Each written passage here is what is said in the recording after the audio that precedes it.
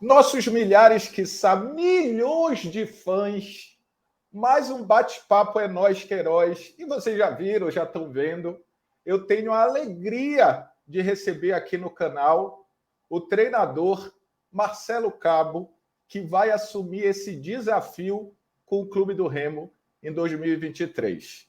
Marcelo, muito obrigado por ter aberto um espaço aí na tua agenda, né? Que deve estar cheio de contatos para contratações e afins, para vir trocar uma ideia aqui no É Nós que Heróis com esse que vos fala. Muito obrigado. Seja muito bem-vindo ao canal. Boa noite, Paulo. Obrigado pelo convite. É um prazer muito grande participar aqui. Esse bate-papo aí sobre futebol, né? De trocar uma ideia, bater um papo aí, falar da alegria de ter essa oportunidade de treinar o Clube do Remo.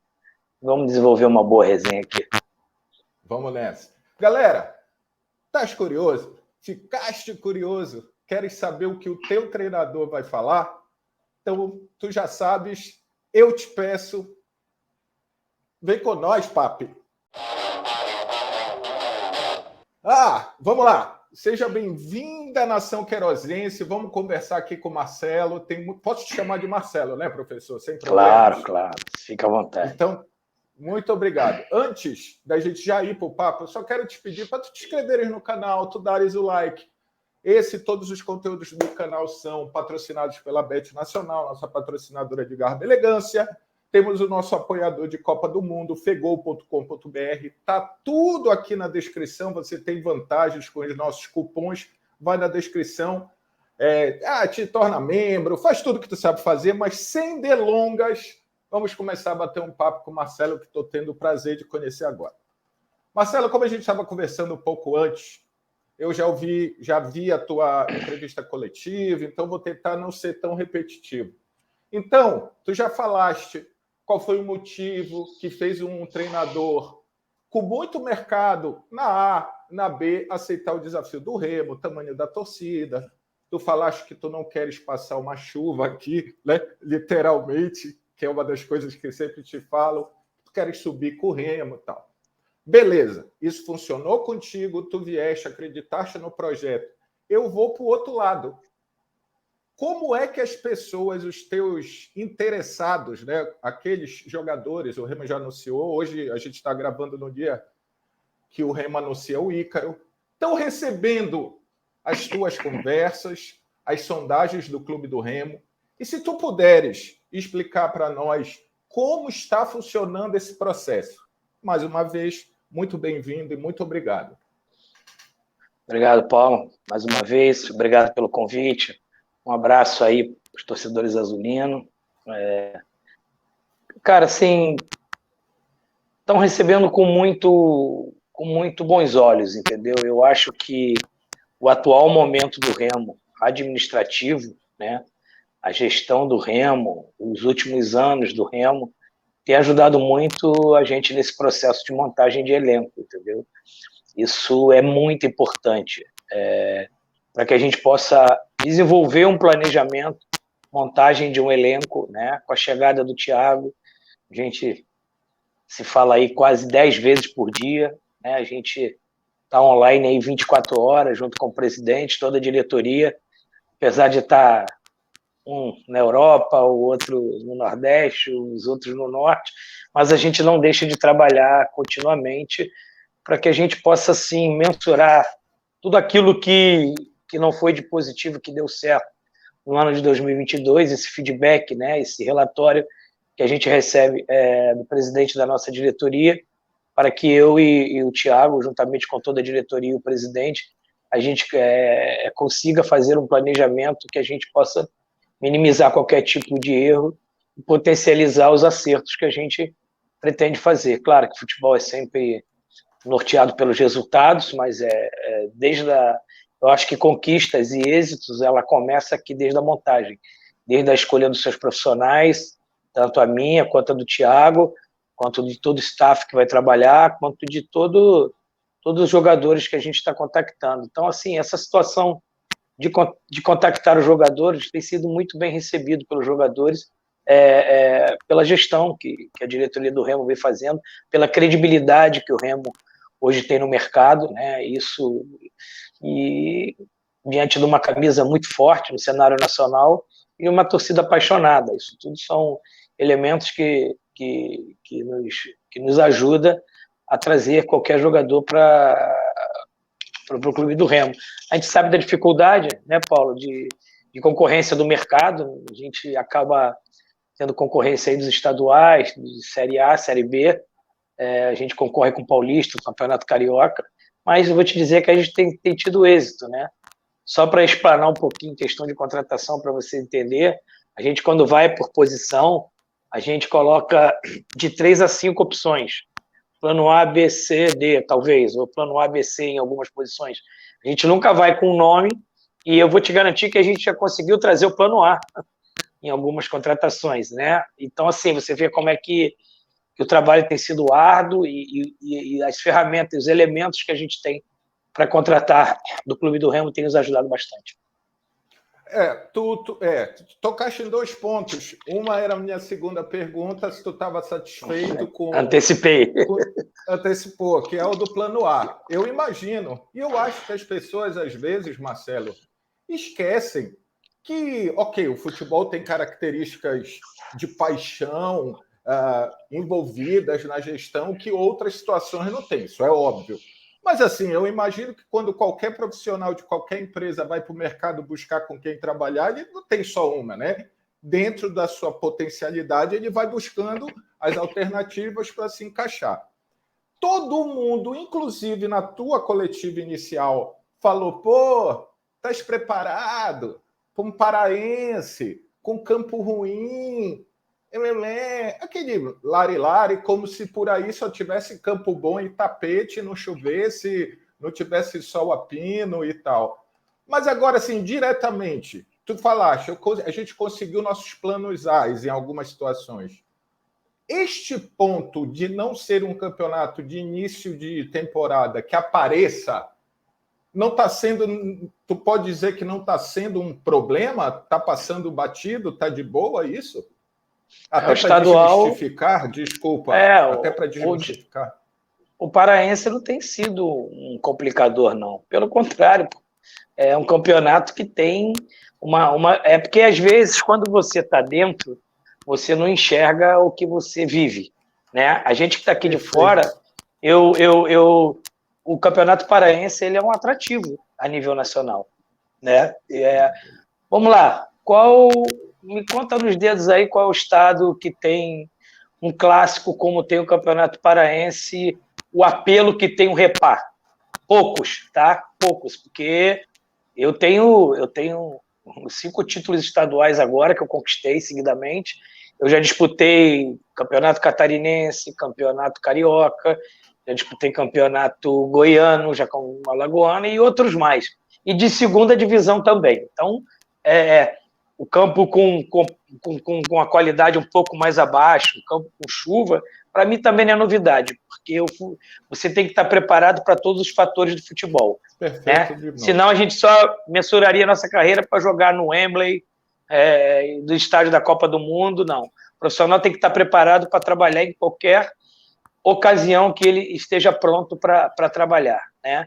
Então, assim, eu não vejo o paraense como um problema para contratar jogador. Pelo contrário, esse ano nós temos mais um atrativo que é a reabertura do Mangueirão, né? Quem tem um estádio como o Mangueirão hoje no Brasil para poder Copa mandar seus jogos, o clássico, tá? Então, assim, eu não vejo o paraense como um problema, e alguns jogadores até conversaram comigo já visualizando isso. Pô, vai reinaugurar o Mangueirão, vai ter um Repá no Mangueirão, isso é um atrativo, né? Então, assim, tem clubes no Campeonato Paraense. Eu, em 2020, tive a oportunidade de enfrentar 2 clubes pela Copa do Brasil. O Independente, que a gente vai estrear, né, pela Copa do Brasil, e logo em seguida o Paysandu.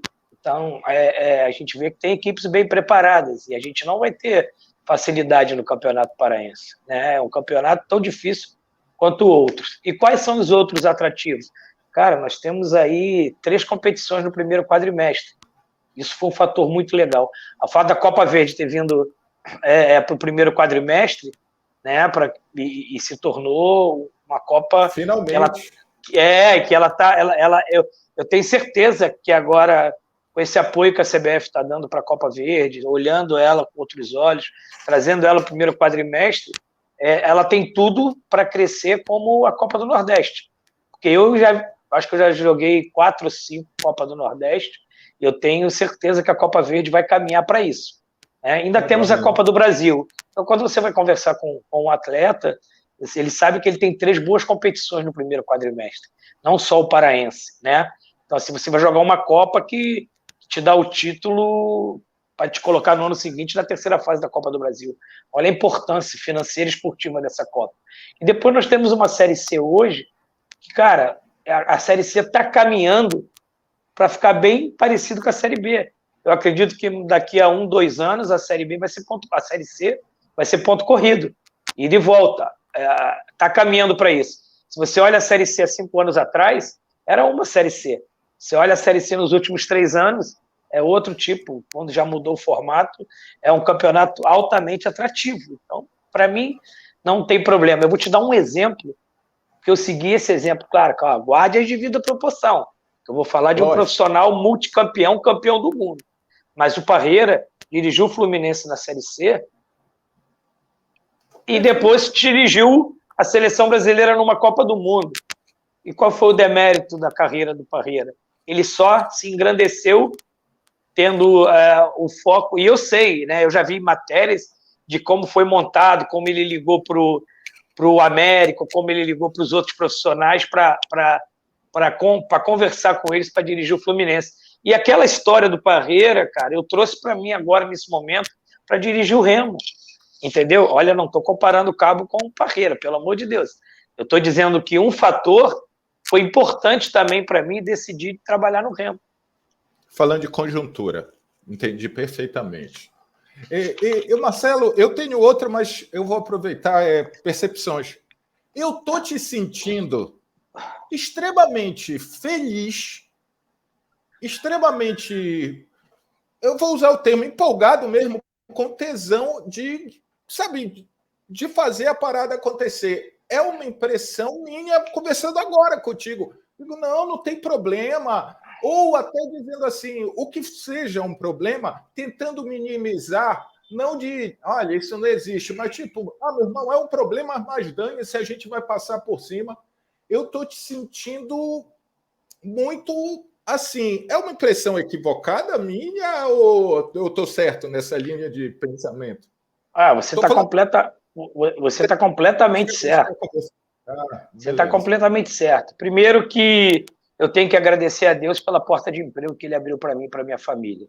Primeiro, eu sou grato a Deus, e grato pela vida do presidente também, porque dificilmente a gente ora pelo nosso empregador, a gente agradece a Deus pelo nosso empregador, onde traz o alimento para a nossa casa, né, o nosso ganho, o pão para poder pagar nossas contas. Dificilmente a gente tem essa gratidão, e eu tenho, sabe? E eu sou muito grato ao Clube do Remo de ter me dado essa oportunidade. Primeiro, de trabalhar num clube onde eu já falei todas as suas relevâncias. Trabalhar no norte do país, que eu nunca tinha trabalhado. Uma cidade, não é fazendo média, não, como eu sou um cara de fazer média. Porque quando eu não tenho coisa boa para falar, eu me calo. Eu não falo. Eu trabalhar numa cidade que eu gosto de Belém do Pará. Passagem de toda a minha família já está comprada. Minha família chega comigo. Chega esposa, filha, neto, nora, chega todo mundo. Eu não vou ir para passar uma chuva, como você está dizendo. Né? E assim, eu sou provido de novos desafios. Eu vou resumir a minha felicidade como está na Bíblia. Para mim é uma terra prometida, é a terra que Deus prometeu para mim. Então, eu estou muito feliz por isso, eu e minha família. Espero ser próspero aí, como eu fui em outros lugares que eu passei, e eu possa ter longevidade aí no estado. Amém. Eu digo uma coisa, Marcelo, independente de dar certo o profissional, dá certo no sentido, tipo, ter sucesso. Eu falo, quanto mais Remo e Paysandu melhorarem, independente da divisão, tá? Melhorarem o Castanhal, a Tuna, o Independente que você citou, melhores profissionais passarão por aqui. E nós que vivemos o futebol no entorno, a gente vai ter que melhorar também, porque o sarrafo vai subindo. Então, eu sempre digo que eu torço para que bons profissionais tenham sucesso. resultado, né?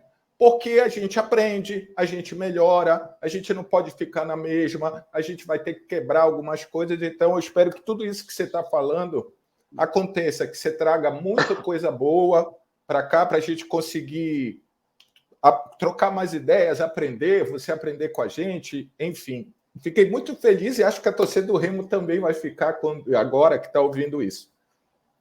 Vamos lá. O Remo fechou a zaga. Eu estou adiantando. Bem, enfim, hoje o Ícaro fechou, Diego Ivo, Lomar voltou, a gente sabe que tem mais um nome aí acertado.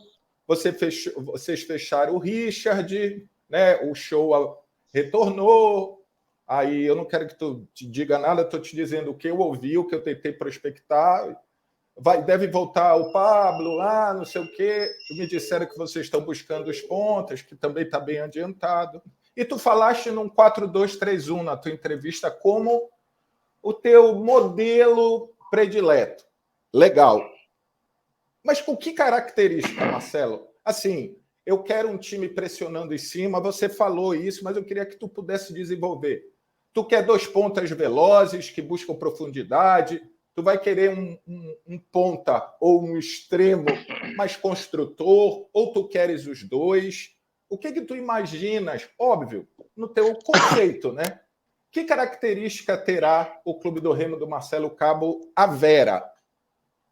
Uma característica equilibrada, né? Eu sempre falo isso, né? A gente tem que estar preparado para todas as fases do jogo, né? Eu já expliquei em outras vezes que nem sempre a gente vai conseguir ser propositivo como eu apregou, como eu quero, né? Então, quando a gente não conseguir ser propositivo, que a equipe adversária for mais propositiva que nós, que a gente seja preparado para jogar em transição. Então, a alternativa do treinador é estar bem preparado em todas as fases do jogo, mas eu gosto de alternar, né? Extremos com amplitude e profundidade, como também posso fazer o extremo por dentro para criar superioridade nas costas da segunda linha do adversário, para que a gente possa dar esse corredor de profundidade para os nossos laterais.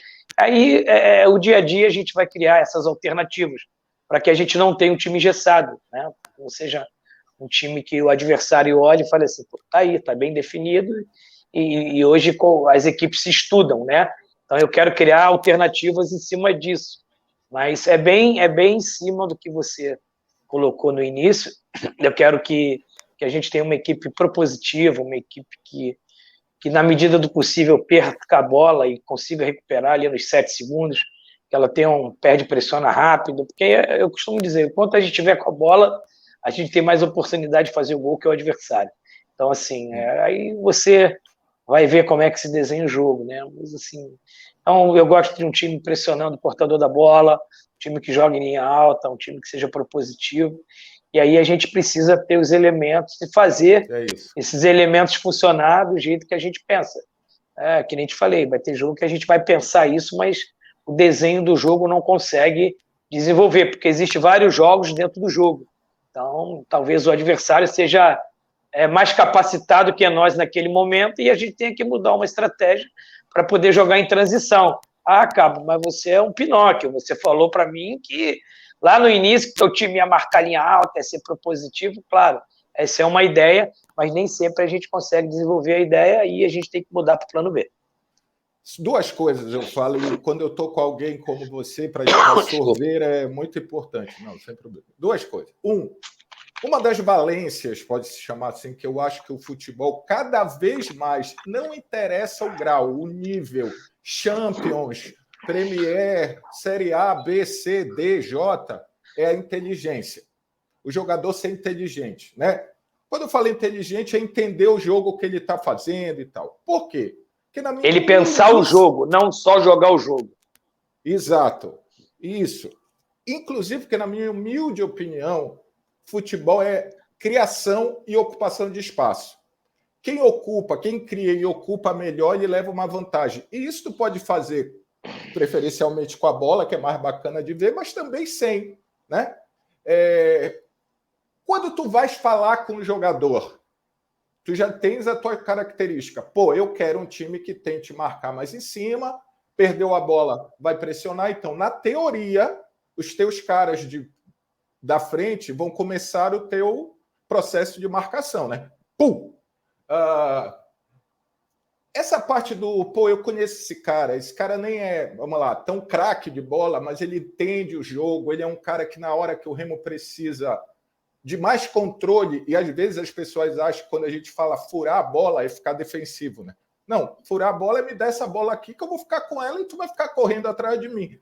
Isso passa, Cabo, na tua cabeça, então não adianta o cara ser só bom de bola, essa percepção, esse entendimento, desculpa eu ter alongado, mas é uma coisa que eu gosto aí, tu tá aí, eu tenho que aproveitar a tua presença. Eu acho que isso passa pelo dia a dia, aquilo que você passa para o teu atleta, ele assimila, né? Da capacidade dele pensar o jogo, porque você não pode só ter o jogo intuitivo, né? O atleta ter só o jogo intuitivo. Quando eu recebo a bola, eu vou fazer aquilo que eu bem entendo. Não, a gente tem que ter um planejamento pré-estabelecido para quando ele receba a bola e ele tenha as opções para ele jogar. Mas que o jogo intuitivo dele seja um ponto de desequilíbrio para, de repente, desarticular tudo aquilo que o adversário se preparou, porque muitas vezes as pessoas esquecem, tem 11 do outro lado, que também estuda a gente. E aí aqui, não, principalmente. Só quer que as coisas funcionem como a gente pretende. Claro que eu também quero que sempre funcione tudo aquilo que eu treino durante a semana, passo do adversário e passo na palestra. Mas tem que entender que tem 11 do outro lado e também tem um cara pensando o jogo lá no banco de reservas. Então, a gente precisa ter esse entendimento. Porque, às vezes, o que te resolve o jogo é o jogo intuitivo do atleta. Você treina, você articula, você faz o jogo combinado, mas o jogo intuitivo do atleta quebra todo esse paradigma do adversário, entendeu? Então, assim, a gente precisa entender bem isso. Mas é legal quando a gente fala do atleta pensar o jogo. Se você tiver 50% do teu time que pense o jogo, ele faz os outros 50% elaborar esse pensamento também. E outra, o Remo tem... Eu vou entrar nas caras... O Remo tem, nas últimas temporadas, uma tara. A torcida do Remo tem uma tara, um frisson louco pelo 10. O 10, estamos sem 10, sem meia. Ai, o meia, pelo amor de Deus, o meia. O Remo tentou nessa temporada, se eu não me engano, 4 meias. E, por N situações, nenhum deles, né, frutificou. E eu sempre bato numa tecla que não necessariamente você precisa, se você tiver um 10 que facilite a tua vida, maravilha, né? Só que o 10 e o 9 são posições complicadas em todos os níveis. Mas você pode criar situações de jogo sem o 10 clássico, que está cada vez mais difícil. Por exemplo, com 3 meio-campistas que seriam volantes, mas que cuidem bem da bola, com um cara... o Brenner, quando jogou aqui, várias vezes ele fez a função de sair da área para armar o jogo, só que o espaço criado não era ocupado. Tu tens o frisson do 10 ou a tua alternativa na tua cabeça passa para jogar sem? Cara, essa foi legal, porque eu sou um pouco saudosista, né? Eu tenho uma idade que eu vi o Zico jogar, eu vi o Zenon, Ailton Lira. Então, quando a gente fala, talvez os mais novos não lembrem desse 10, né? Mas quando a gente fala desses camisa 10, eu não me lembro assim. O último camisa 10 clássico que a gente teve no futebol brasileiro, assim, de um alto nível, como foi Zico, coisa e tal, eu não me lembro. Talvez o Alex esteja sendo... Fechou com o Avaí. Os últimos românticos camisa 10 sejam eles. E eu gosto muito de um camisa 10, porque eu fui formado no futebol que você ia ao estádio para ver o camisa 10 jogar. Só que a gente tem que perder... outro time, né? Inclusive exatamente. Eu cansei de pegar o trem onde eu morava, né, que eu sou do bairro da Penha, e até o Maracanã eram 7 estações. Eu ia, pegava o trem, sentava atrás do gol do adversário do Flamengo, só para ver o Zico jogar de frente, pô. Entendeu? Assim, para ver, na geral do Maracanã, ficava atrás do gol ali só para ver a movimentação que ele fazia com o adversário.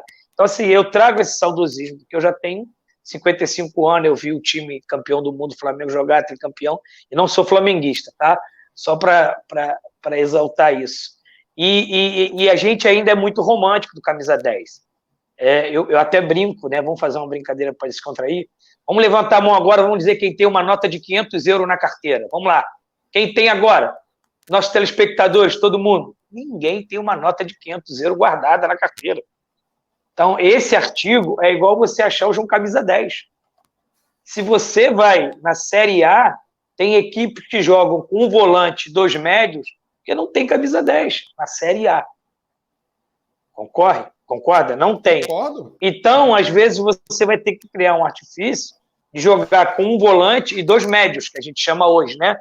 2 camisa 8, que é essa alternativa que você falou, porque o camisa 10 no futebol brasileiro, infelizmente, a nossa base, ela não produz mais camisa 10. Não produz mais.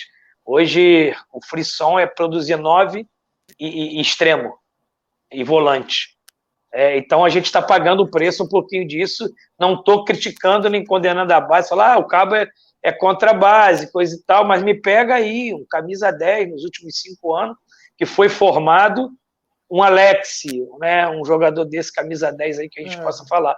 Não tem, ninguém forma mais. E a gente paga quanto? Aí eu estou dizendo de Série A, Série B, de Europa, que vem aqui buscar de alto nível da Ásia. E assim, para o Remo encontrar esse camisa 10, né, aí você vê a dificuldade que teve na temporada passada, é muito grande. E o que tem, o que você acha, é um preço surreal de você contratar. Você às vezes até surreal, acha. Né? Você vai lá, qualquer jogador médio, que seja camisa 10, que consiga fazer um pouco do que a gente está falando, ele custa uma fortuna. Surreal, às vezes, né? às vezes não joga nem na A do Brasil, vai para fora, entendeu? Então, assim, é uma dificuldade muito grande, mas respondendo a tua pergunta, a gente, sim, claro, eu também crio essa alternativa de jogar com um primeiro volante e 2 médios, né? 2 camisa 8. Porque, vou te dar um exemplo, o Richard é um 8, o Pablo sim. é um 8. Estou te dando um exemplo aí, porque você falou, o Pablo, ele era um camisa 10 na base, tu citou o nome do Pablo, ele foi treinado pelo meu auxiliar no Sub-20 do Atlético, e o Pablo veio jogar de segundo volante 8. Porque o que eles estão fazendo? Eles estão empurrando o 10 para beirado para 9, ou estão pegando o 10 e tornando de médio, 8 segundo volante. Então está acabando aquele, como fala na América do Sul, o engante, né? O engante ali, o camisa 10. Então, assim, é uma dificuldade muito grande. Exatamente. Hoje eu acho que a gente pode falar do Ganso, né? Que é um dos remanescentes ainda do camisa 10. Por causa do Diniz, né, Cabo? O Diniz facilita isso para ele, né? A proposição de jogo do Diniz facilita isso. Então, assim, a gente vai criar esse... Nem eu falei, eu gosto do 4-2-3-1, mas também gosto do 4-1-4-1 como alternativa de jogo. Justamente na carência desse 10, em alguns momentos, a gente vai fazer um volante 2 médios. Até porque a galera tem que entender que a numerologia ela vai se moldando. Então, por exemplo, dependendo da característica do teu jogador, quando tu te fechar, tu pode fechar no 4-4-2, sendo que os teus pontos que vão vir, esse teu 10 vai ficar um pouquinho mais. Então, a galera tem que entender que isso né? Isso vai se moldando, é mais de característica. A nomenclatura, Paulo, ela passa mais para a gente facilitar o nosso torcedor a entender, né? Porque futebol nada mais é do que ocupação de espaço. Sem a bola, você ocupa o espaço para defender. Depois que você não consegue fazer a pressão pós-perda, você recompõe, se organiza, e com a bola você é propositivo. Você pode alternar um 4-1-4-1 para um 4-3-3, um 4-2-3-1 para um 4-2-4, entendeu? Aí é só para o nosso torcedor ficar bem informado, mas futebol é ocupação de espaço, meu amigo. Em 30 metros. Você ocupa ele, você ocupa o espaço em 30 metros, seja ele médio, baixo ou alto. Você está ali ocupado. Aí você olha de cima, mas cadê o 4-2-3-1 que o Marcelo Cabo tanto falou? Não, ele se desenhou de uma maneira, mas você está ali organizado e compactado, né, pressionando a bola quando entra no setor. E eu vou aproveitar essa tua fala, Marcelo. Eu tive uma conversa muito boa com o Fábio, uns 20, acho que menos de um mês depois do Remo não ficar entre os 8 dessa Série C, que, para mim, a minha opinião, é mais grave do que a queda, tá? Óbvio que a queda teve o requinte da crueldade e tal, mas, enfim. Muito se disse sobre o time, e eu não quero que tu aponte dedo, eu estou falando de característica. Era um time muito técnico, sem a pegada da Série C, sem... O Fábio mesmo, logo depois, falou isso, eu perguntei para ele, falou, Paulo, eu fui mal interpretado. Não é que eu não quero jogador técnico, é que a gente precisa de algo além. Beleza. Eu estou vendo os nomes que tu estás trazendo, né? O que vocês estão trazendo. O Richard trata bem a bola. Caso o Pablo volte, ele trata bem a bola. Tu mesmo falaste que tu gosta do 10. Eu imagino que os teus pontas têm que ter habilidade e tal. Esse negócio de que Série C é só guerra, guerrear, tem que ter um monte de operário, só operário no sentido de carrinho e tal. Isso é uma falácia ou é uma verdade? Cara, assim, eu vou te falar um futebol como um todo. Eu acho que qualquer divisão ela tem que ter o bom jogador.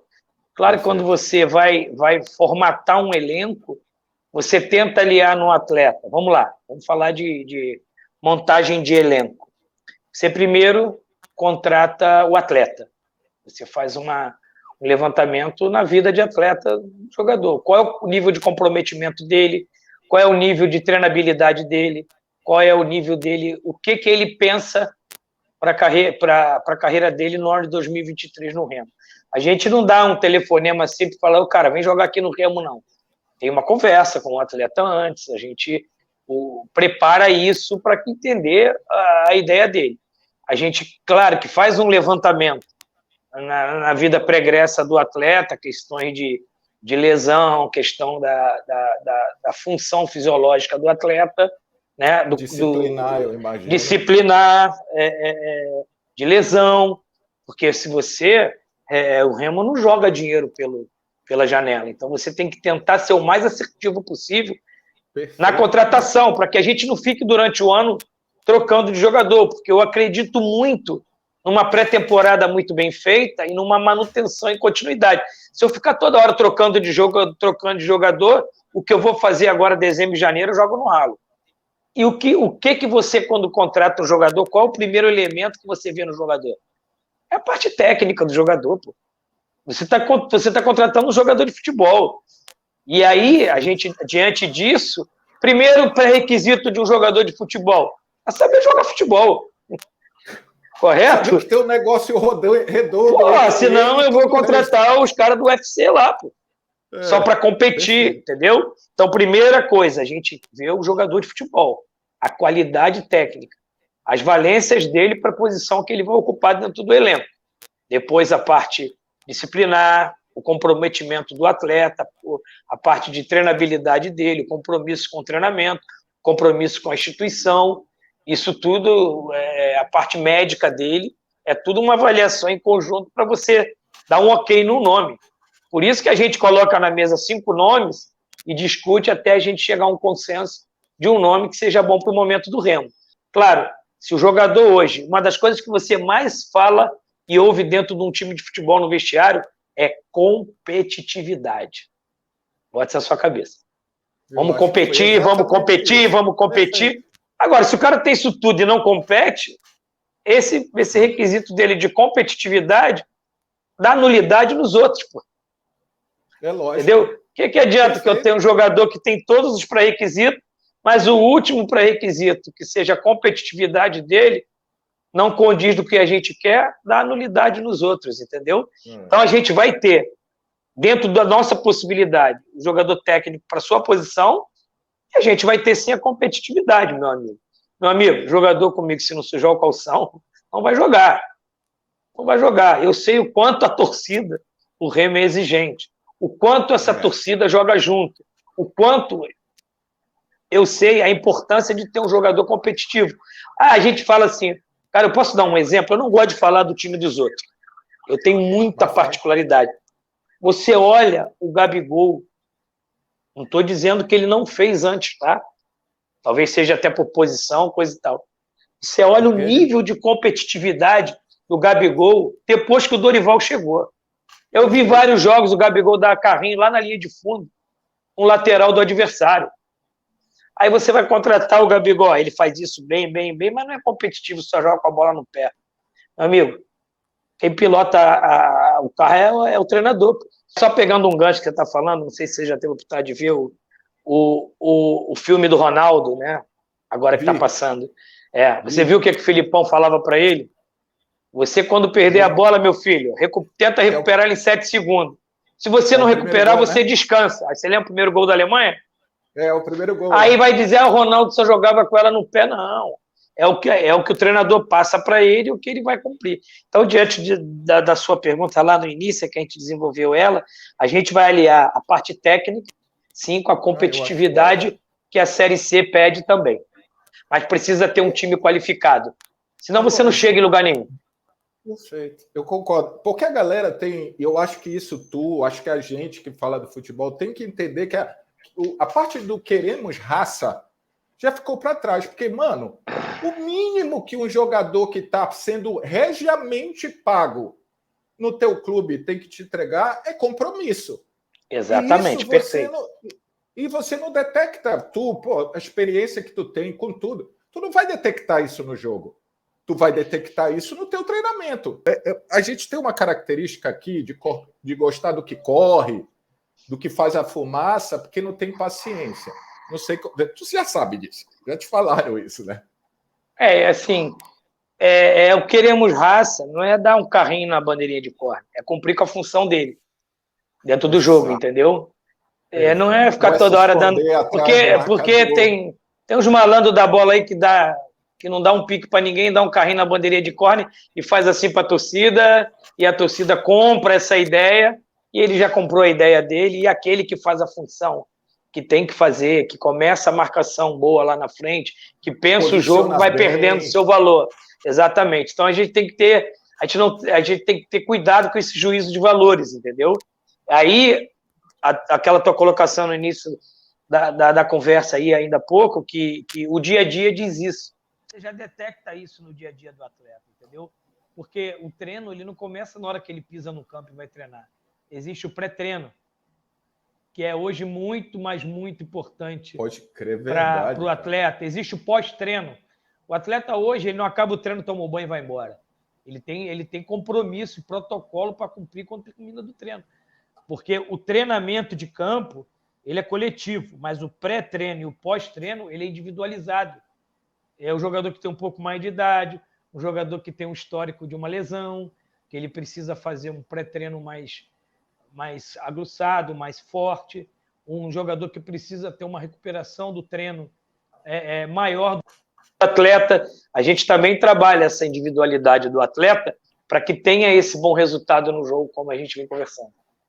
Por sinal, quem está vendo a gente, eu sugiro, em cima do que o Cabo falou, assista a entrevista do Felipe Luiz, tanto para o GE quanto para o outro podcast. Procura aí, ele fala exatamente isso de descanso pós-treino, depois de uma certa idade. E eu vou te fazer uma pergunta, já partindo do pressuposto que eu não concordo, mas que isso está na baila, e eu acho que tu vai ser muito importante.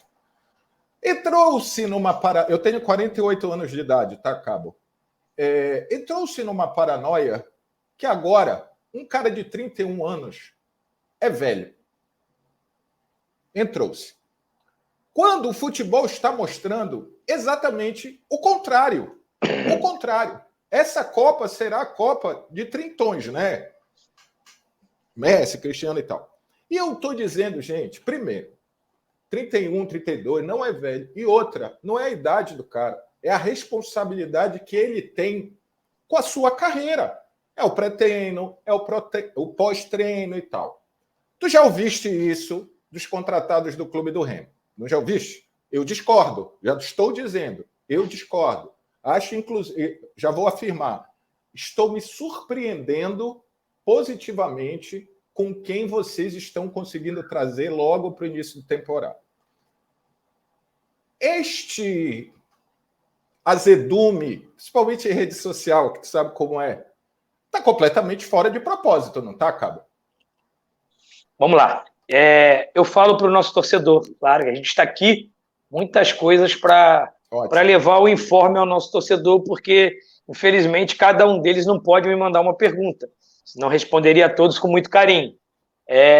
Então, a gente, quando dá uma entrevista coletiva, esses anos todos que eu trabalhei em seleções, coisa e tal, eu faço a entrevista com o Paulo, mas eu falo para o meu público, né? É isso aí que eu aprendi um pouquinho no Media Training, que a gente sempre procurou aproveitar um pouquinho disso. Eu falo para quem está atrás da câmera, porque o Paulo aqui eu estou trocando ideia para ele. Então é muito importante a tua pergunta, porque se eu falasse há 15 anos atrás, querido, 20 anos atrás, eu poderia falar para você que 32 anos já era uma idade que a gente começava a se preocupar com o atleta. Eu fui um atleta de alto rendimento de futsal. E eu me lembro que eu tinha um treinador muito, muito top, que é o Cid Scarlatti, foi meu treinador por 3 temporadas no Flamengo. E aí, na época, ele falava muito assim, falou, o ápice do atleta é com 26 anos. Mas isso é 1990, entendeu? Então, assim, a gente tem que entender, o nosso torcedor, que hoje existe a idade biológica e a fisiologia do atleta. São duas coisas completamente diferentes. A idade biológica é aquela idade que você nasce e na cronologia você vai ficando um pouquinho mais velhinho. E a idade fisiológica é o atleta que conduz ela, o atleta, né? A fisiologia dele. Então, hoje, a gente pode ter aí comprovado aí que o atleta ele vive 20 anos profissionalmente. Hoje é constatado. O atleta ele joga de 20 aos 40 anos. Um para com 26, outro para com 42, como Ciel, como Nenê. Ou para não, me perdoa, estão jogando com 42. Estou dando um exemplo. Então vamos lá, vamos fazer um corte. De 20 a 40 anos, correto? Né? 17 a idade... 37. Ou de 17 a 37. Eu estou dizendo assim, idade... Estou dizendo a idade profissional, né? O cara é profissional com 20 anos. De 20 a 40. O que é metade de 20 e 40? 30. Então, o jogador ele chega hoje no ápice da carreira dele, física, técnica, psicológica, fisiológica, com 30 anos. Mental, porque eles têm um lançamento muito precoce e esse atleta com 16, 18 anos, ele já rege uma família toda nas costas dele. Então, quando ele chega com 30 anos, é a maturação desse atleta. Então, fisiologicamente falando, psicologicamente falando, esse atleta está igual eu sou lá do Subirro da Penha, né? A gente subia no pé de manga, pé de goiaba, e tinha a fruta da vez, a fruta que passou e a fruta madura. Então, o atleta ele está maduro com os 30 anos. Então, o nosso torcedor tranquilize, acalme-se, que a nossa média de contratação de idade é 28 anos hoje. Se a gente pegar o corte ali das contratações, 28 anos. E o que tem mais idade é o Diego Ivo, até agora contratado, com 33. Nós temos de 22 a 33, tá? Então, assim, o Lomar 30. Tem 24 ou 26? O outro tem 22, o outro tem 26. É que vem mais novos. É que vieram os primeiros, os vovô, agora veio os novinhos. A gente pode acreditar que a gente vai estar nessa média aí de 28, 29 anos. Então, para esclarecer para o nosso torcedor, eu já falei lá anteriormente, né, os pré-requisitos que a gente senta e debate para trazer o atleta. Tá. Escuro, né? E a questão, né, eu estou falando até, cara, eu estou em 22 anos como treinador, eu fui a 2 Copas do Mundo, eu trabalhei em vários clubes, né, aqui e fora do Brasil, podem ter tranquilidade para o nosso torcedor.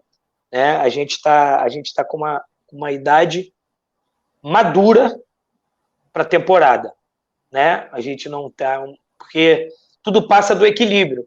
Esses mais experientes vão trazer o equilíbrio para os mais novos e a gente vai trazer o equilíbrio. Então, assim, nós estamos aí dentro de uma idade... Se olhar a Copa do Mundo agora, você falou que é a Copa dos Trintões. Né? E a gente está... O cara com mais idade hoje é o Diego Ivo com 33. 33, o cara fisiologicamente se cuidar, como o Felipe Luiz falou, o cara que tem... Porque o treinamento, Paulo, ele não é só quando o cara vai no campo, não. Existe o treinamento invisível, que é quando o cara sai do treino, que é a alimentação, que é o sono, porque o atleta, ele é regido por 2 coisas. 3, claro, treino, alimentação e sono. Então, se o treino a gente controla, mas a alimentação em casa e o sono a gente não controla. Então, esses caras que têm esses pré-requisitos, eles têm longevidade, cara. Você vê o Nenê aí com 41 anos, o Ciel com 42 anos, jogando aí ainda num bom nível, como outros atletas também. Então, fiquem tranquilos, torcedor azulino, que a gente está muito bem embasado no que a gente está fazendo. 30 anos não é velho, 30 anos é o jogador que chegou no momento maduro da sua carreira. Senão a gente estava morto, né, Cabo? Rapaz, eu não... 30, eu não vou nem aguentar a minha idade, não, mas, pô, eu quero trabalhar até os 80 anos. Senão eu tô morto, eu quero ser treinador até os 80, pô. Eu me senti um ancião, pô, 30, cara. Não, mas tá velho. Porra, mano, calma, Beth. Essa geração PlayStation é muito agoniada, não, mas a gente entende a expectativa do nosso torcedor. Tá. E outra coisa, essas oportunidades que a gente tem para poder levar informação até eles, esclarecer a eles aquilo que eles precisam saber. Tu teves contato ou estás tendo informações? Se a pergunta for retórica, mas é exatamente isso que você falou. A gente está falando para quem está vendo. Como é que está na tua cabeça o aproveitamento, que eu sei que tu gosta, da galerinha da base? E como é que tu estás pensando em lidar com uma base que o maior problema, na minha humilde opinião, é que joga pouco, Cabo. Então tu pode ter um monte de moleque bom de bola, mas tu prepara muito pouco atleta de futebol, jogador. Como é que tu pensas isso no Remo, tá? Se tu puder me falar o que tu pensa disso como conceito, mas no Remo, porque nem sempre o teu conceito pode se adequar ao momento que tu está vivendo aí, no clube que tu estás. Esse período que eu passei, né, que eu fui até Belém do Pará, sentei, eu tive a oportunidade de conversar e debater sobre isso. Desculpa. Essas informações chegaram até a mim no calendário curto dos nossos atletas de base. Pelo fato de eu gostar de trabalhar com um elenco enxuto, é justamente para eu dar oportunidade a esses jogadores da base no time profissional, né? Como teve grandes revelações. E aí eu já tenho um relatório de cada atleta, né? Eu tenho estudado eles aqui diariamente. Nós temos uma Taça São Paulo, que é uma competição bacana, que eu vou acompanhar para a gente poder olhar os atletas. Tem alguns atletas que já vão estar com a gente na pré-temporada, mas isso é uma coisa, né? Quando a gente chega aí, sentar eu, a diretoria, o presidente, o Thiago, é um pensamento meu, tá? Mas já estou externando aqui, da gente tentar potencializar alguns torneios a nível Brasil para o Sub-20 17, para que a gente poder melhorar esse calendário da base, para que eles possam ter um intercâmbio, jogar um pouco mais. Claro que isso tudo passa de um pensamento do Marcelo, mas a gente com nossos contatos, né? O Thiago é um cara altamente, né? Um cara que trabalhou por muito tempo em clubes aí, que tem essa network. Eu também, tem boas competições a nível nacional que eu acho que dá para a gente pensar nisso na temporada para aumentar o número de participações desses atletas para que eles possam chegar no profissional um pouco mais performado. Cabo, para a gente, eu não te atrapalhar muito, mas eu tenho mais algumas coisinhas e para a gente terminar eu vou falar de Copa contigo, já que tu fosse em algumas, são momentos extraordinários. Mas assim, Thiago Gasparino, teu executivo, teu parceiro, em alguns momentos, quiçá, teu chefe, né, que pode ser o cara que vai... um cara mais novo, né? O Gasparino tem 36 ou 37, mas passou por Curitiba, Atlético, é um cara que estava no Valladolid agora, tentando e tal. Como é que tu já o conhecia? Caso não, você já falaste que vocês se falam mais de 10 vezes por dia. Como é que está essa conexão? E o que tu podes dizer para a torcida do Remo e o que tu está esperando dessa parceria com o Thiago, cara? Porque eu tive excelentes recomendações do Thiago, de amigos de Curitiba, mas assim, muitas De ti, óbvio, mas aí eu queria saber como é que está essa tua relação treinador e executivo de futebol, que muita gente questionou que inverteu a ordem, né? Tu vieste primeiro porque eras um consenso. Cara, assim, eu não conhecia o Thiago pessoalmente, tivemos um contato no jogo Chape e Novo Horizontino, só de cumprimentar, né, mas nunca tinha tido a oportunidade de conversar com ele. As informações que eu tinha dele é similar à sua, né, um profissional muito bem preparado, muito bem capacitado, jovem, né, que já traz uma experiência muito grande, né, tanto na questão de mercado que ele exercia lá no Atlético, como executivo. Eu te confesso que eu não me surpreendi com o contato, né, que eu já tive com ele, só corroborou com aquilo que eu já sabia, já ouvia, um cara que eu acho que a gente tem tudo para fazer um grande trabalho em conjunto, como eu sempre trabalho, né? Apesar dele ser o meu chefe, né, mas ele parceiro, é um cara... né? Companheiro de trabalho, né? A gente tem trocado bastante ideias, experiências no dia a dia, cara, tudo em prol do Remo, né? A gente tem trazido a minha experiência, né, desses meus 22 anos de carreira, a experiência dele que ele tem como gestor, e eu acho que a gente tem sido muito legal esse nosso início de trabalho, e eu espero que a gente continue, né, com essa harmonia, com esse trabalho aí bem legal. Eu acho que o presidente foi muito assertivo na escolha, né? Não foi uma negociação fácil, assim, a gente ficou sabendo, até pela questão do momento que o Thiago estava vivendo, e parabenizar o presidente por Ganhou trazer na paciência, não foi, Cabo? Ganhou na paciência. Mas às vezes o futebol, né, requer essa sabedoria e essa paciência, né? É questão de... O Thiago foi um cara muito sincero e transparente com o clube, do momento que ele estava, ele deixou o presidente sempre muito à vontade. O Fábio foi de uma percepção muito grande, né, em ter essa escolha, essa sabedoria. Eu acho que com isso tudo quem está ganhando é o Remo, que trouxe um profissional muito capacitado, um cara que eu vou te dizer, está ligado 24 horas, 24 horas no ar, a gente está se falando, às vezes eu falo, rapaz, já está quase de manhã aí, o fuso, e não, vamos tocar, vamos trabalhar, e a gente vai se falando, e assim é legal, porque eu também gosto de viver o meu trabalho 24 horas, e ele também vive 24 horas. Eu acho que isso aí deu um pouquinho mais de tranquilidade e refresco para o presidente focar um pouco mais. Claro que é o nosso presidente, é ele que tem a caneta final, mas deu um pouquinho mais de tranquilidade para que ele possa ver o clube como um todo. Perfeito. Claro que a gente está sempre se reportando a ele e toda a diretoria, mas a gente tem trabalhado bastante aí junto com os outros componentes aí para a gente fazer um Remo forte na próxima temporada. Vai trabalhar com elenco enxuto e com qualidade. Eu imagino desquantificar e qualificar. Desquantificar e qualificar, perfeito. Sabe que eu brinquei aqui no grupo e tal, eu disse assim, depois a gente conversa, eu disse assim, eu quero ver, na primeiro empate do Cabo, alguns ficarem enchendo o saco do Cabo com as palavras que ele usa. Te prepara, que tu vai ouvir a tua gracinha. Tu vai logo... Normal. Esse é o bom do futebol, não tem problema. Exato.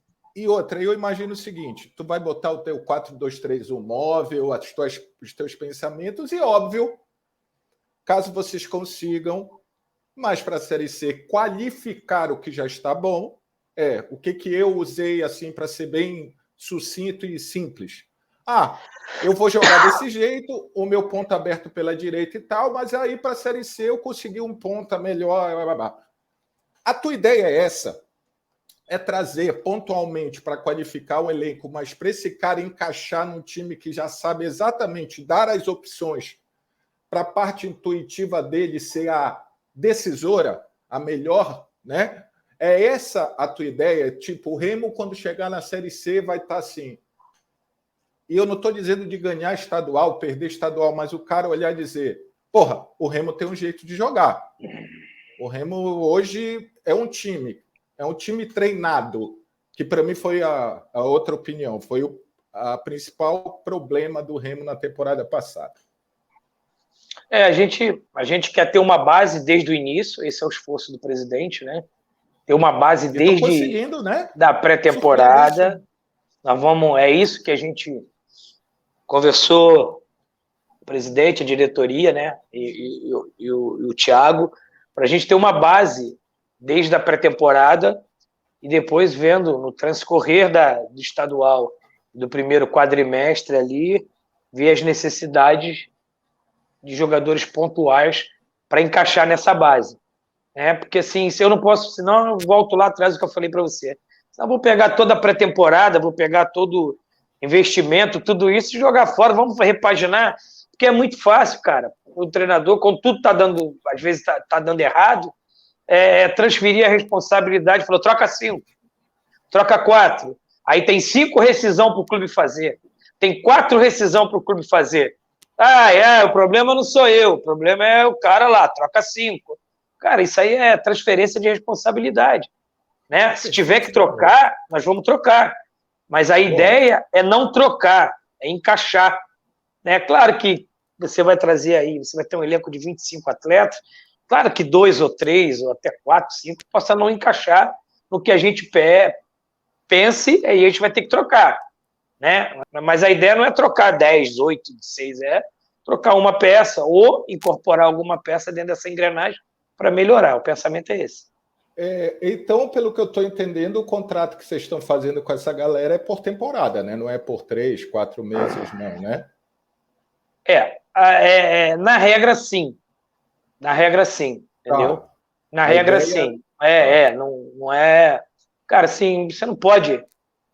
Você já não está acreditando no teu trabalho. Perfeito, se você pega um elenco e faz só para o estadual, pô. Perfeito, entendeu? Concordo. Você já está dando, como se diz, né? Um tiro no pé. Porra, eu estou fazendo contrato, então eu não tô tendo crença naquilo que eu estou fazendo, pô. Entendeu? Então, por isso que a ideia, quando a gente sentou, uma ideia que o presidente corrobora toda a diretoria, é a gente ter um elenco para o ano todo. Perfeito, entendeu? Concordo. Senão eu vou estar desacreditando naquilo que eu estou criando, entendeu? Exato. Então, é muito ruim. E isso, inclusive, é uma coisa boa, porque esses atletas em início de temporada, muitos têm proposta, mas é propostinha curta, né? Por causa do estadual e tal. E eu acredito que isso seja também uma coisa boa de ele ouvir e acreditar no projeto, mostrando que vocês acreditam nele, né? Então, acho que isso também... Foi um dos fatores. E muitos atletas acreditarem no planejamento do Remo, porque é um planejamento anual, não é um planejamento quadrimestral. Vocês começam aqui, vocês estão trabalhando, parece malucos, eu sei. Mas aqui, quando? Ponto 1. Ponto 2. 3 zagueiros, eu vou contar com a volta. Um lateral já anunciado a volta do Leonão, o show, deve chegar mais o quê? Os 2 pontinhos, estão atrás do 9, deve chegar mais uns 5, 6, fora os que estão acertados e ainda não foram anunciados. Vou te dar mais ou menos. Tem gente acertada que não foi anunciada, né? Por sinal, excelente achado do Ícaro. Tá? Achado não, mas poder de convencimento Não, eu falei do Ícaro porque é o de hoje, tá? Muito bom. Banco de dados, né, meu amigo? A gente tem... Eu falei isso. Você lembra daquela relaçãozinha? O homem falou que tinha mais de não sei quantos nomes. Não, mas não é só meu, não. É de um colegiado, é de um todo. Nós temos aí profissionais no Remo também que também está atento ao mercado. O Thiago é muito atento ao mercado, porque é a origem dele, né? Ele trabalhava muito com análise de mercado. Então, assim, a gente está sendo bastante eficaz aí. Talvez chegue mais 3, 4, uma meia dúzia de peças aí. Pode ser um pouquinho para mais, um pouquinho para menos, mas mais ou menos isso aí. Vamos colocar aí meia dúzia aí, mais ou menos. Fora os que estão certos e ainda não foram anunciados, é isso? Por isso que o Thiago está trabalhando 24 horas, rapaz. Não é fácil, não. Pré-contrato, depois e tal. Aí outra. Tem algumas particularidades aqui, outra ali, mas a gente está trabalhando bastante. Me disseram que... falaram assim para mim, olha, cara, fala para os teus amigos remistas que era bom ver a final da Copa Verde ontem. Que era bom ficar de olho. Eu falei, não entendi, mas aí me falaram isso. Não sei, e tal. Eu vi a final. Agora, tu viu, filha? Pô, treinador vê jogo toda hora, né? Foi bom o ataque do Vila, foi bem? Ó, treinador, quando não tem jogo, ele fica órfão. Entendeu? Fica de mau humor, coisa e tal. Então, assim, o jogo que tinha... É porque tem muito jogador que gosta de jogar e odeia futebol, né? Não vê, não assiste, né? Tu tem... eu já sou o contrário. Na minha semana, eu vou te falar assim, numa semana de campeonatos em andamento, é de 8 a 10 jogos que eu vejo. Perfeito. E a DAZN salva a gente, porque eu vejo Série C e Série D é mais difícil, mas a gente tem informação. Entendeu? Vai ver um pouco, coisa e tal, alguns times de conhecido, e a gente tem novidades até de outras divisões aí. Cabo, vamos lá. Primeiro, eu quero só assim para a gente terminar, como é que está a tua expectativa para a Copa como um todo, uma Copa em final de ano, uma Copa com 5 substituições, que para mim vai ser um ponto fundamental nessa Copa, né? Porque o cara que manjar e que tiver possibilidades e que ler o jogo bem, ele sai na frente. O que tu espera do Brasil? O que tu acha do Tite? Faz aí um composto, Cabo, para a Copa do Mundo. Bom, eu já vou começar o seguinte. Dependente do resultado, eu renovaria com o Tite para a próxima Copa, mas ele não quer. Seria um diferencial na história da seleção brasileira. O cara já está com a mão ali da seleção, o cara está super bem preparado. Minha opinião, hoje ele é o número 1 do Brasil, tanto que já tem clubes europeus atrás dele. Cara, quando a gente consegue formar um treinador dessa magnitude, nós vamos abrir mão dele? Eu já faria a proposta para ele continuar independente de ser campeão do mundo ou não. Porque você vê lá o Joaquim lá na Alemanha, pô. O Klinsmann foi o último ano dele, foi 2006, e o Joaquim era o auxiliar, já preparando o Joaquim como auxiliar, ele pegou 10, foi diante, campeão do mundo em 14, tá, entendeu? Então, assim, E o do Bayern já sabia quando o Joaquim ia sair para ver, para se preparar, mesmo que não tivesse... teve um... Exatamente, eu acho que eu deixaria o Tite 4 anos e prepararia o sucessor dele para estar com ele nos próximos 4 anos. Eu também acho ideal, mas eu acho que não vai rolar, né? Não, eu também não. Isso aí talvez seja um sonho meu, porque eu fui a 2 Copas do Mundo, vivenciei muito isso. Porque Copa do Mundo, cara, existe uma particularidade. O cara que não conhece um pouco a Copa do Mundo, ele chega lá e se assusta. Primeiro, é um torneio de jogo único, né? Então, assim, ao longo do tempo, você vai se preparando muito pouco para isso. Você tem eliminatória, que é longa, você tinha a Copa das Confederações, não tem mais.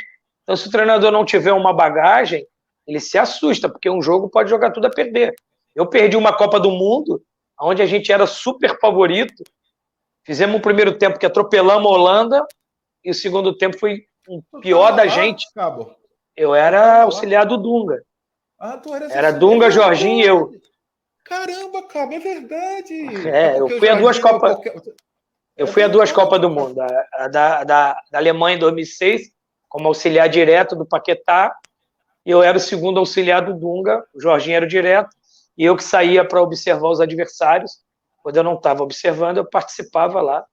Fui campeão da Copa das Confederações, naquela virada histórica contra os Estados Unidos. Porra. Que quando ele fez 2-0 no intervalo, eu falei assim, na minha vez vai perder para os Estados Unidos na final. Mas não, a rapaziada virou. Então, assim, a Copa do Mundo, cara, você tem que ter um conhecimento pleno. É uma competição assim que eu vivi isso na pele. A gente era para ter terminado 3-0 no primeiro tempo contra a Holanda. Sabe quando você senta na cadeira assim, escorrega, fala assim, passamos. Aí o segundo tempo inverteu tudo, deu tudo errado e perdemos a Copa. Talvez seja um dos momentos mais difíceis da minha carreira, foi o vestiário o dia seguinte. Uma coisa assim, entrar naquele avião para mim foi muito, muito doloroso, porque voltar para casa com um título mundial, com a sua seleção, seria uma coisa fantástica, a seleção do seu país. Então, assim, seleção é uma coisa muito particular, entendeu? Por exemplo, eu só fui convidado para ir para a comissão técnica da seleção de 2007 a 2010, porque eu tive aquela experiência em 2006. E Sim, isso, na época, o Dunga, o Américo, falou para mim que era de fundamental importância que eu ia observar os adversários. Né? Eu acho a seleção muito favorita esse ano. Eu acho que a gente não, muito tempo que a gente não tem linha de frente tão qualificada como a gente tem agora. Eu acho que esse equilíbrio que a gente falou no início da entrevista, a nossa cozinha é bem experiente, com o nosso primeiro volante ali, e dali para frente só o Neymar é mais titio e o resto é tudo jogadores jovens qualificados. Então, o Tite conseguiu esse equilíbrio com a seleção. Mas tu acha que a Copa vai ser diferente no sentido técnico? Por causa do final, no meio da temporada europeia, e eu queria muito te ouvir sobre as 5 substituições. Tá, ela ajuda um pouco a gente, né? Porque quando ela é feita no meio do ano, ela pega o final da temporada europeia. E a gente tem, na grande maioria, jogadores que jogam na Europa. Então você vê, até vou dar o exemplo do Neymar, como ele pôde controlar os treinamentos dele para chegar na Copa no ápice, como outros atletas também. Então, 90% da nossa seleção, ela chega em meio de temporada. Como a Copa no meio do ano, eles já chegavam no final da temporada. Então, assim, eu vivenciei algumas coisas em 2010, que a gente teve que, muitas das vezes, fazer manutenção com o atleta do que treinar, porque ele já vinha em final de temporada. Você sabe que final de temporada... Exatamente. Então, a gente teve alguns casos, a gente perdeu o Elano, a gente tinha o Kaká com muita dificuldade. Elano, na época, era tido como uma bola mestra ali. Brasil, pô. Exatamente. Quando a gente perdeu ele, teve um rendimento no meio-campo muito Ramírez, uma queda muito grande. Bobo nas Exatamente. oitavas. Aí a gente tinha o Kaká em final de temporada ali, tendo um cuidado maior, ainda tomou uma entrada grande contra a Costa do Marfim, que acabou rebentando ele. Então, assim, já pegou ali os jogadores de final de temporada. Cara, eu sempre fui a favor de 5 substituições e tempo técnico. Sou oriundo do futsal. Eu uso isso com uma destreza tremenda. Se eu pudesse todo jogo, aquele verão, que aos 30 do segundo tempo, do primeiro e do segundo tempo, tem a parada para hidratação, eu adoro, porque eu já cansei de ajustar time ali. Às vezes a coisa tá ruim, aí dá aquela parada ali, você vai, ajusta e você vai e melhora teu time. Então, assim, eu acho que as 5 substituições, alguns profissionais não gostam, eu gosto muito. Eu acho que não perde, muita gente acha que desorganiza. Você desorganiza o que está desorganizado, mas o que está organizado, você melhora, entendeu? Então, assim, já escutei muito comentário de falar, 5 substituições desorganiza o time. Como é que desorganiza, meu caro? Se você tem... Quando você prepara a tua equipe, você prepara a equipe A e a equipe B. Você dá a mesma função para quem vai começar o jogo e para quem não vai começar o jogo. Durante a semana você performa isso. Então, aí, como é que piora? E outra, tu não falaste que tem que se adaptar à situação do jogo? Isso ajuda nessa adaptabilidade. E preciso de um cara que contenha mais a bola nessa situação, eu não preciso do cara tão agudo. O problema é que aí também, né, Marcelo? Sem corporativismo, tu consegue ver quem manja ou não manja dos Paranauê, né? Porque na hora do tempo técnico, às vezes desanda tudo também. Não são mais 5, não. É igual semana aberta. Semana aberta é bom para um e ruim para outros. Quando você tem a semana, eu quero semana aberta. Para uns é bom, para outros não. Entendeu? O outro quer jogo todo dia, se puder. Né? Bora! Treina menos, né? Então, assim, eu já gosto, porque, assim, o jogo hoje de futebol, ele é muito intenso. Se você faz 3 alterações, às vezes você perde um jogador no final do primeiro tempo por uma lesão. Aí você tem que fazer... Você tem 2, você faz 2 táticas ali com 20, 25, 15, 25, e no final do jogo ali, faltando 15, 20 minutos, alguns jogadores caem de rendimento físico e técnico. E aí você tem que ficar com ele até o final, porque você não tem mais alteração. Aí que eu concordo que o jogo cai de produção. Porque o cara não tem mais a perna e nem o oxigênio para poder pensar o jogo, o cara cai de rendimento. Aí você tem mais 1, 2 para fazer, o que você faz? Você dá uma repaginada na tua equipe e melhora o rendimento da tua equipe, cara. Então, Eu, não, eu vou além, né? Até é surreal. Eu ainda gostaria que fosse igual o futsal, né? Que pudesse usar o banco todo. Se eu tenho 11 jogando e tenho 11 no banco, eu não posso fazer 11 alterações. E outra, Um para né, cada Cabo? posição. E outra coisa, tá? Eu não sou obrigado a fazer as 5 alterações. Era isso que eu ia te Tem dizer. gente que acha que, pô, o cara morreu com 2 alterações. Pô, mas eu ganhei de 3-0 o jogo, com 2-0 o jogo. O time está encaixado, os caras estão bem fisicamente. Eu vou mexer o quê? Para dizer que eu fiz as 5? Então tem jogo que você não tem o que... Se você mexer no time, você estraga o que está sendo bem feito. Entendeu? Eu vou tirar o 9 para ele ser consagrado. Deixa o 9 lá fazer. Quer consagrar o 9? Deixa de fazer do mais gol, pô. Vai tirar para ele ser consagrado. Porque às vezes as coisas, Paulo, tá tão bem encaixada que você não tem aonde mexer. Então, para que você vai mexer? Né? Se as coisas estão andando bem. E tem um detalhe, por exemplo, teu time está bem. Teu time está bem dentro da tua proposta, só que tu precisas da manutenção da intensidade. Tu não vai tirar o cara porque ele está mal. Assim, mal. Justamente para ele, o time está encaixado, eu vou botar esse aqui, tu vai fazer isso para manter a intensidade. Então, exatamente. E a Série C te permite... A galera acha que é até mais tempo do que é, porque eles esquecem que tem umas viagens esdrúxulas aí, né? Maluca. Mas, na teoria, tem mais tempo de treino do que a Série B. Inclusive, dá para pegar uma galera mais experiente com as 5 substituições, com tempo maior, que tu usa esse cara, seja lá por 50, 60 minutos, no melhor do que ele pode te dar na parte... Não sei se estou falando uma bobagem, mas eu imagino que sim, né? Não, quando você monta um elenco para a Série C, é diferente quando você monta um elenco para a Série B. Porque a Série B, às vezes, você joga 3 jogos em 6 dias. E a Série C, você só joga, a priori, só final de semana. Então, você pode até pensar em trazer um cara até um pouco mais de idade, né? Já entendendo que ele pode ter a recuperação plena, como na Série B, às vezes, o calendário é chato, você não consegue recuperar. Você, às vezes, pega o teu bom jogador, tem que deixar de fora de um jogo, de uma viagem, o cara poder recuperar para o próximo jogo. Marcelo, eu acho que a gente bateu um papo aqui, eu acho que a gente abordou, principalmente antes de começar tudo, uma boa parte dos tópicos que a torcida, principalmente a Azulina, estava curiosa, eu imagino que queria saber. Eu queria de novo, agora eu quero te agradecer pelo papo. Eu repito o que eu falei, é muito bom ter profissionais assim, porque você aprende, você troca ideias, você, estou falando de mim, é forçado a melhorar, sabe? Para não ficar falando bobagem, você pode até errar, mas pô, tenta não falar bobagem e tal, não ser irresponsável.